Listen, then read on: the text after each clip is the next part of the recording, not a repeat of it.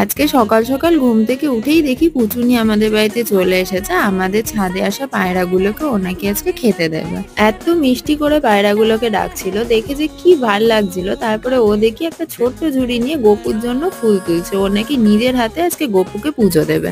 ফুল তুলতে তুলতে দেখি একটা ফুল আবার নিজের মাথায়ও লাগিয়ে নিয়েছে। ওর এই কিউট কিউট জিনিসগুলো দেখতে যে কি ভাল লাগে। তারপর দেখি মা ঘর গুছাতে গিয়ে বাবার ছোট্টবেলার সব খাতা বই খুঁজে পেয়েছে। বাবাই এর ছোটবেলার বই বলে কথা, একটু নস্টালজিয়া ব্যাপারটা তো ছিলই, তাই কিছুক্ষণ বইগুলোই উল্টে পাল্টে দেখছিলাম। ভাবলাম চুলগুলোরও একটু যত্ন নিয়ে নি, যেই কটা রয়েছে মাথায় সেই কটারই আর কি রাখার ব্যবস্থা একটু করে নিলাম। তারপর তো পুজো দিয়ে আমি আর মা মিলে বসেছিলাম কয়েকটা গাছ লাগাতে। ইনডোর আউটডোর দু রকমেরই গাছ ছিল। গাছগুলো লাগিয়ে আমরা গেছিলাম একটু পিআরএম এ। ওই যে কথায় বলে রথ দেখা তার সঙ্গে কলা বেচা। মাসের বাজারের সঙ্গে পুজোর বাজারটাও একটু সেরেই ফেললাম। ব্যাস আজকের মতন শেষ। হরে কৃষ্ণ।